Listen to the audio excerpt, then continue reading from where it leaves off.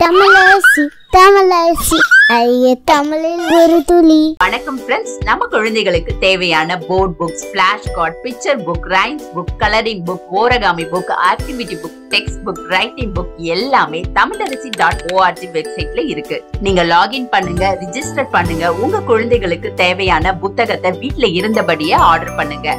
உங்களுடைய ஆதரவுக்கு மிக்க நன்றி. வாங்க நம்ம இப்ப வீடியோக்குள்ள போகலாம். குழந்தைகளா, இன்னைக்கு நான் ஒரு அழகான கதை ஒண்ணு சொல்ல போறேன். குதிரையும் சிங்கமும். ஒரு அழகான காட்டுல ஒரு சிங்கம் ஒண்ணு இருந்ததாம்.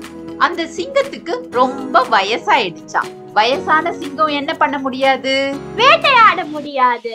ரொம்ப அழகா சொன்னீங்க. ஒரு நாள் அந்த சிங்கம் ஒரு கொழு கொழுத்த குதிரைய ஒண்ணு புல் மேயறத பாத்துச்சாம். அத பார்த்த உடனே சிங்கத்துக்கு இந்த குதிரைய சாப்பிடணும் அப்படின்னு ரொம்ப ஆசையா இருந்ததாம். ஆனா சிங்கத்துக்கு தான் வேட்டையாட முடியாது. அதேதான். அதனால சிங்கம் ஒரு திட்டம் போட்டுச்சான், எல்லா விலங்குகளையும் ஏமாத்த. என்ன திட்டம்? சிங்கம் எல்லா விலங்குகளையும் தன்னுடைய குகைக்கு வருமாறு எல்லாரையும் அழைச்சிச்சான். எல்லா விலங்குகளும் சிங்கத்துக்கிட்ட வந்ததாம். வந்து, என்ன சிங்கராஜா, என்ன விசேஷம் அப்படின்னு கேட்டுச்சான். அதுக்கு சிங்கம் சொல்லிச்சான், ரொம்ப சந்தோஷமான ஒரு விஷயம் தான் உங்களுக்கு நான் சொல்ல போறேன் அப்படின்னு சொல்லிச்சான். எல்லா விலங்குகளும் என்ன சிங்கராஜா அப்படின்னு கேட்டதாம். அதுக்கு சிங்கம் சொல்லிச்சான், நான் ஒரு பெரிய மந்திரத்தை கத்துட்டு வந்திருக்கேன். யாருக்காவது ஏதாவது உடம்பு சரியில்லை, இல்லாட்டி காயம் பட்டுருச்சு அப்படின்னா என்னோட குகைக்கு நீங்க வாங்க, உங்களை நானு குணப்படுத்துவேன் அப்படின்னு சிங்கம் சொல்லிச்சான். இத கேட்ட உடனே எல்லா விலங்குகளும் ரொம்ப சந்தோஷமா திரும்பி காட்டுக்கு போச்சான்.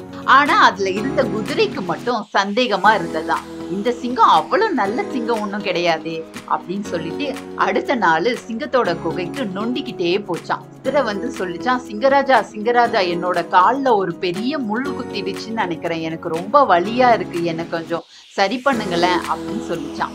உடனே சிங்கம், ஐயோ, நம்ம நினைச்ச மாதிரி குதிரையே நமக்கு ஒரு உணவா வந்துடுச்சே அப்படின்னு சொல்லிட்டு குதிரை பின்னாடி போய் பாக்குற மாதிரி பாத்துச்சான். குதிரைக்கு சந்தேகம் வந்து திரும்பி பார்த்தா சிங்கம் குதிரைய சாப்பிட தயாரா இருந்ததாம். அத பார்த்த உடனே குதிரை அதோட பின்னங்கால எட்டி சிங்கத்தை உதைச்சுச்சான். சிங்கம் போய் தொப்புன்னு கீழே விழுந்துடுச்சான். குதிரை குடுகுடுன்னு ஓடி போயிடுச்சான். இந்த கதையின் மூலமா நம்ம தெரிஞ்சுக்க வேண்டிய விஷயம் என்ன? நம்ம வந்து யாருக்கா கெட்டது பண்ணா நம்மளுக்கே திருப்பி வரும். ரொம்ப அழகா சொன்னீங்க.